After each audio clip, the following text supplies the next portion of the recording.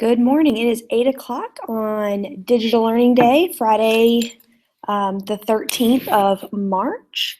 And it looks like I'm here by myself this morning. But I am going to go ahead and record so that anybody who's watching this later on can see it. We are going to be talking about digital citizenship for parents. As educators, we know how important digital citizenship is, but I think it's also important that we talk to parents. I'm going to flip over here and share my presentation with you, and we will get started.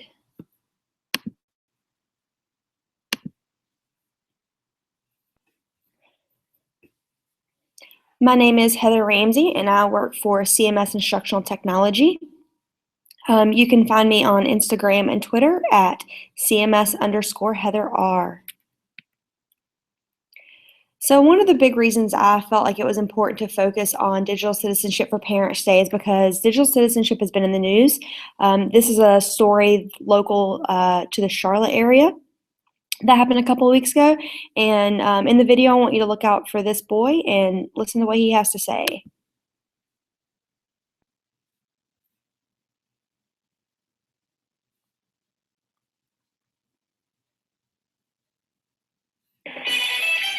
Pornographic images of students passed around a local middle school tonight. Investigators are questioning students, trying to find out who's responsible and the charges they could face. Good evening. I'm Natalie Pasquarella. And I'm Scott Wickersham. Investigators say this all started at Burns Middle School in Cleveland County after a student there shared pornographic pictures of another student with several people. One student who saw the images alerted deputies, and tonight investigators say they've broadened the scope of this investigation.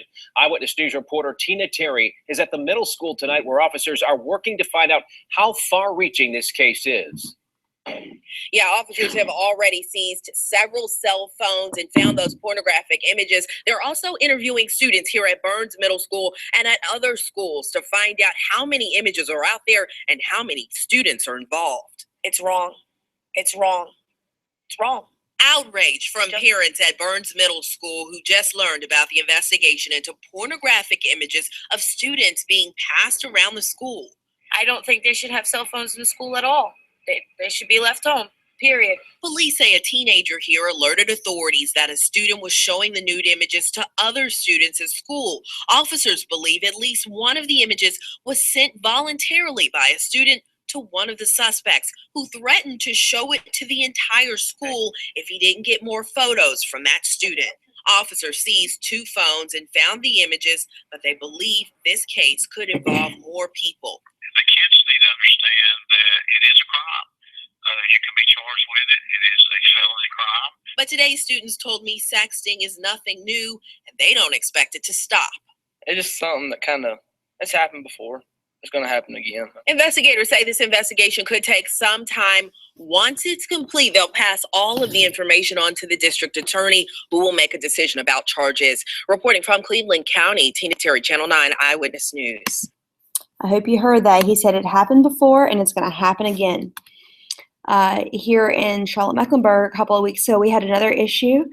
This is the headline picture from the story. Community plans to talk after nude pictures of female students shared online.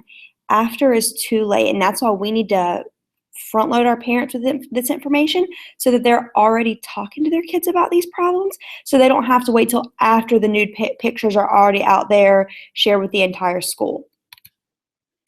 So ISTE had developed 9 elements of digital citizenship.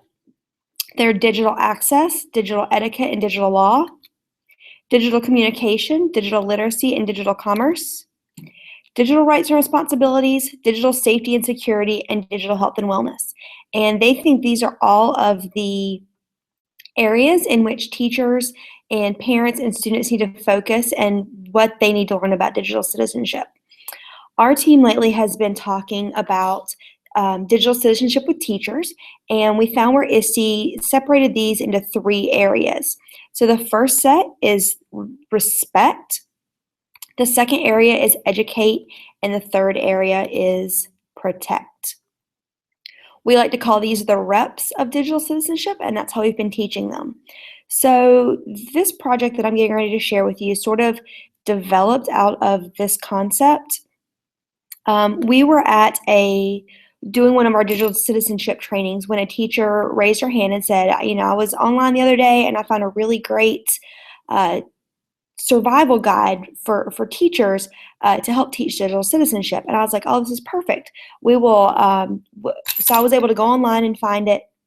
And I sort of took the areas of the toolkit that this person had shared on his blog. Let me see what his name was. It was Craig Badura on his blog, Comfortably 2.0. And I kind of took his survival guide and built it into our toolkit. And the more I looked at this toolkit, the more I realized that it would be perfect for parents. So what I'm going to do now is go through the items that are in our toolkit. And these are certainly things that you could share with parents. So throughout this, I'm going to be teaching you what each of the 9 elements are, and then giving you a tool to share with parents to kind of explain it a little bit better. So the first item in my toolkit is a magnifying glass. And that's because first impressions used to begin with a handshake, and now they begin with a Google search of your name. We found a great video, and I'll share it later with you guys, of a girl going in for a job interview, and the person that she is interviewing with has all of her social media pictures and things like that.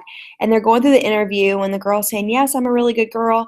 But then the interviewer has all of these different things that she's posted online, and the interviewer realizes that she's just not really a good fit for the job. So we want parents to realize this, and that whatever you do, it's going to show up on Google.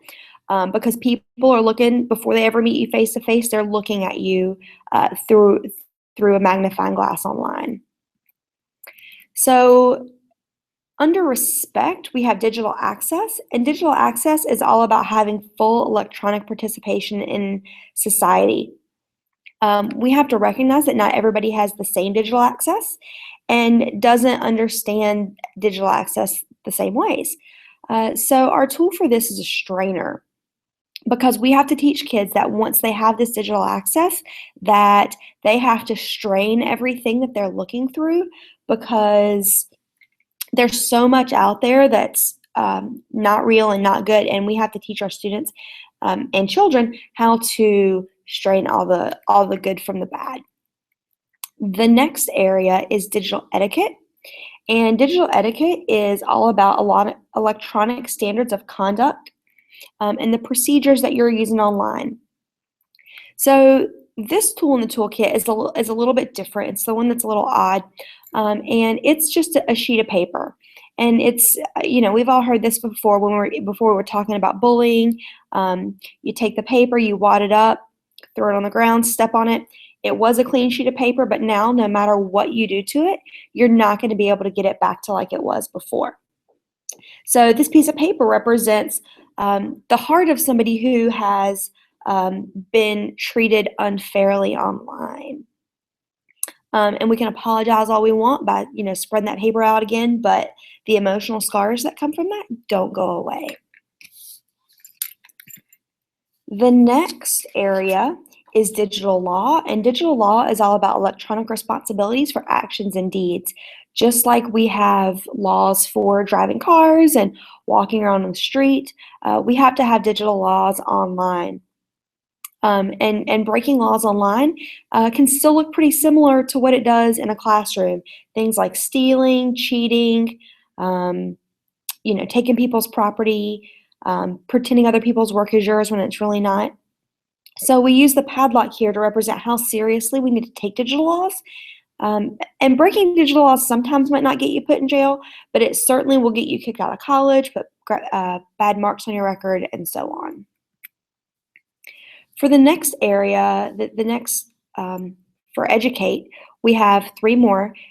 Digital communication is the first. And when we talk about digital communication, we're talking about the electronic exchange of information.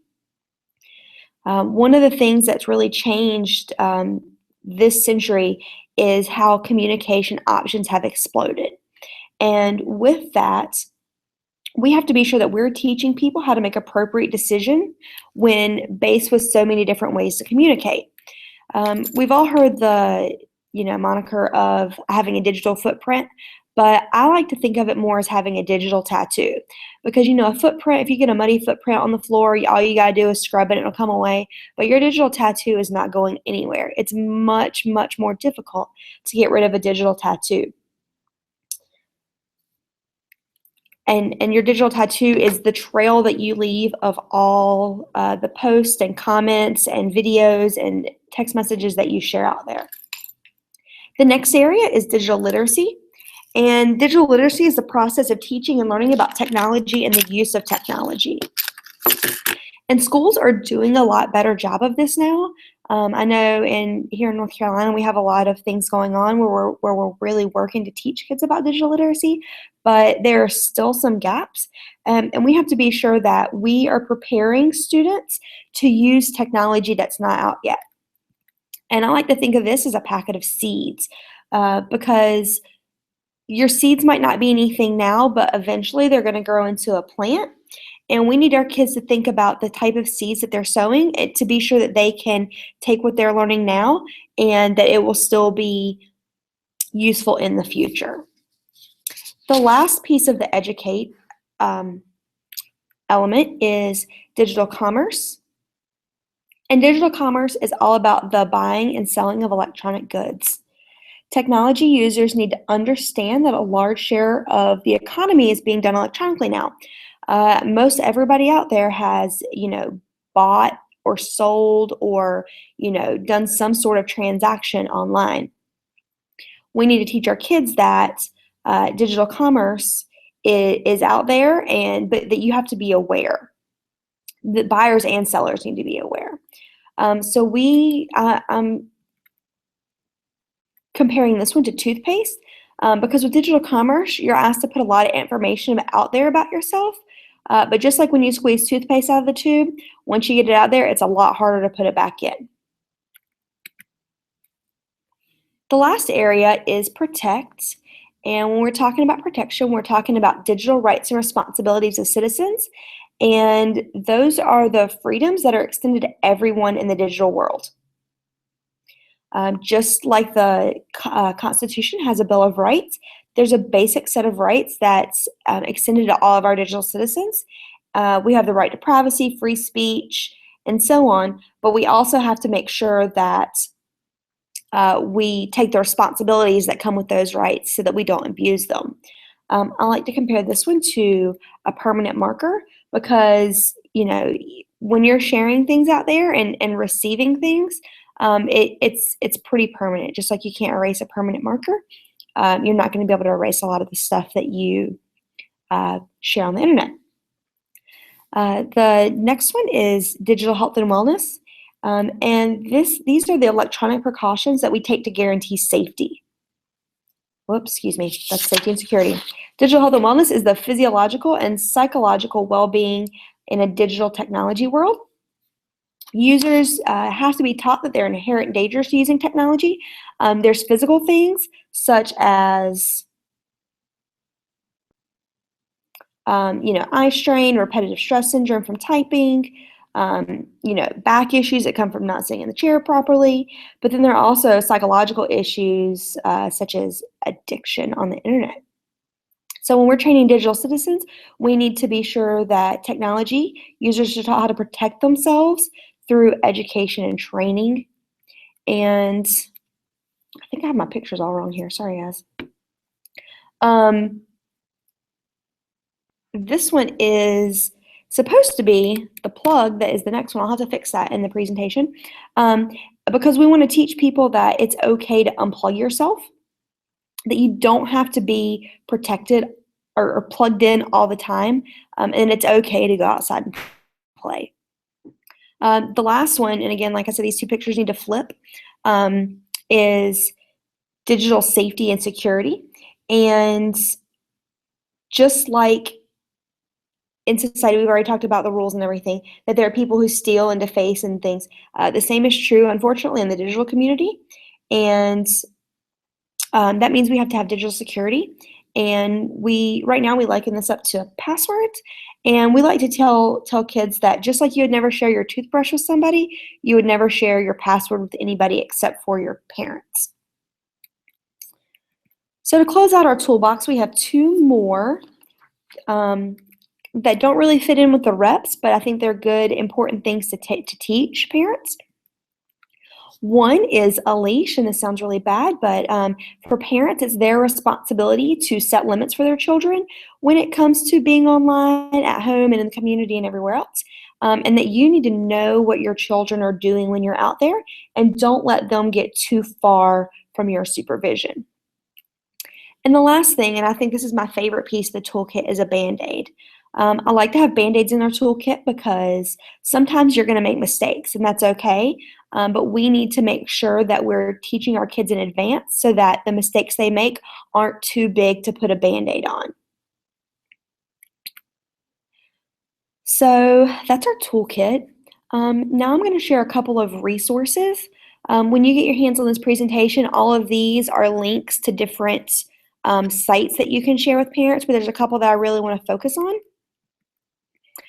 The first one is the NetSmarts workshop, which is put on by the Center for Missing and Exploited Children. They have lots of great resources here for parents and teachers and students. You notice that across here, they have different areas. Their kids site and their tweens and their teen site are all great and provide great videos and things like that.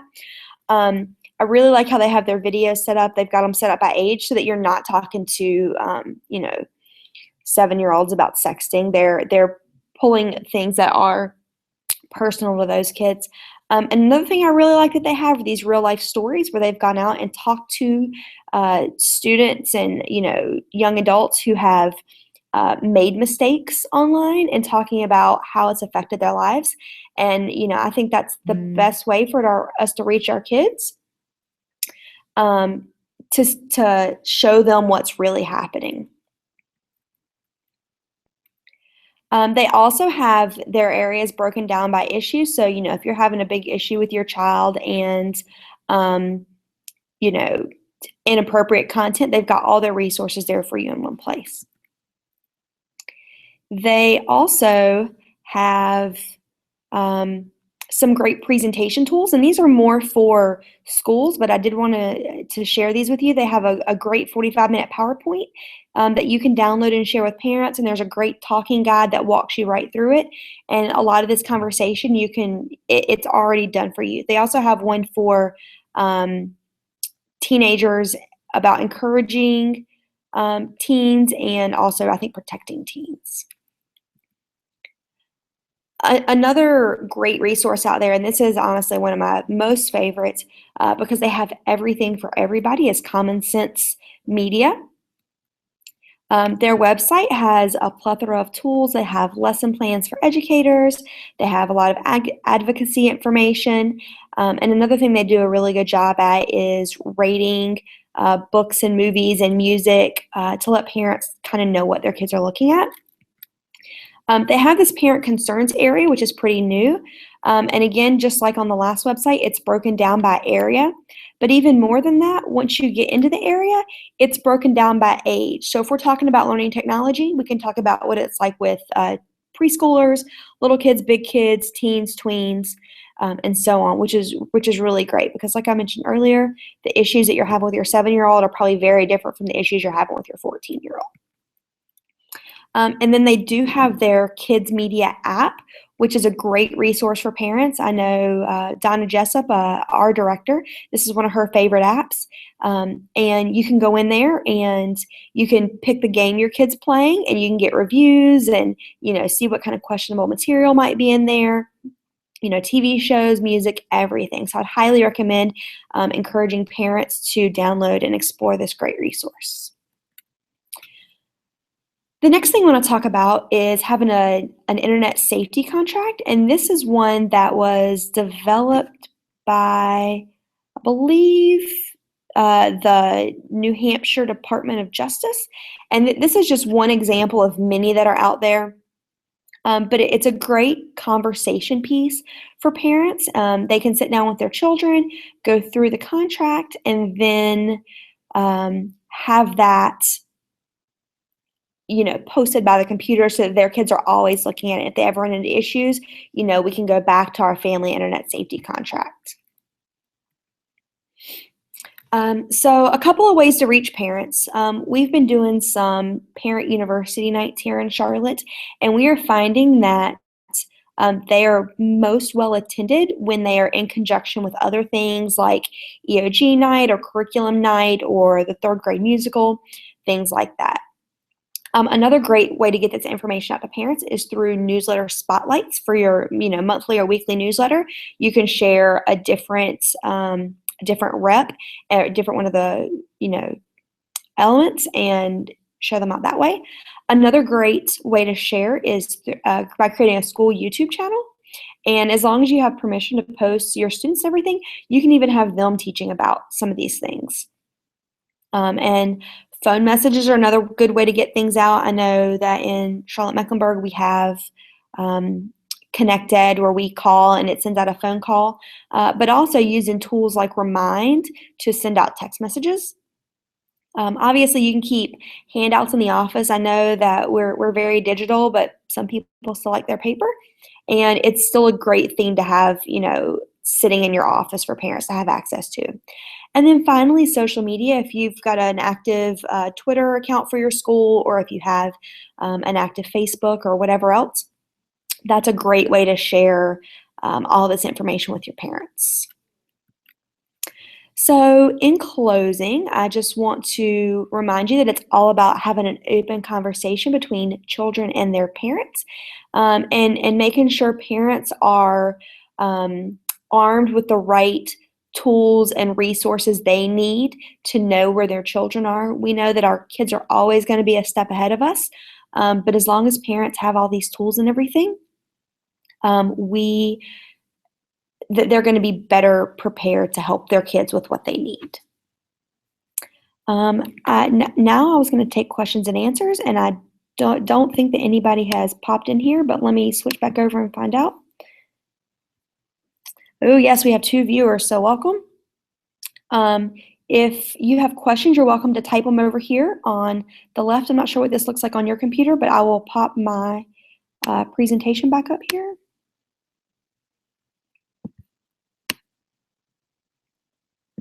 So if you have questions, you're welcome to type those.